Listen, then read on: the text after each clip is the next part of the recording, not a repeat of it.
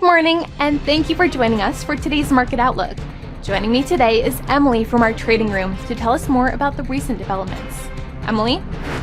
The yen rose across the board after Japan's ruling coalition lost its majority in the upper house, suggesting the result was mostly priced in, while investors braced for market disquiet ahead of a deadline on US tariff negotiations. Figma is targeting a fully diluted valuation of up to $16.4 billion in its initial public offering, as the cloud-based design software firm prepares for a debut on the NYSE that could inject fresh momentum into a resurgent market for tech listings. The S&P 500 and the Nasdaq hit record highs on Monday, lifted by Alphabet and other megacaps ahead of several earnings reports this week, while investors bet on potential trade deals to blunt economic damage from the Trump administration's global tariffs.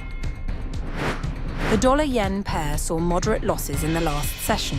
The stochastic indicator is giving a positive signal. The Bitcoin-dollar pair edged lower in the last session. The MACD is giving a positive signal. Gold prices skyrocketed in the last session. The stochastic RSI is in overbought territory. Crude oil prices saw moderate losses in the last session. The ultimate oscillator is giving a negative signal.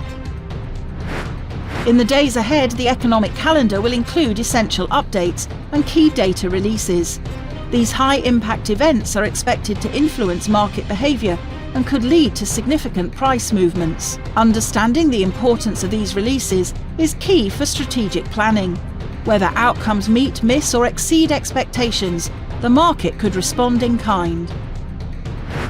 We hope that you've enjoyed our Tuesday's financial report. On behalf of all of us here, we wish you a productive trading day. Your trusted choice in online trading.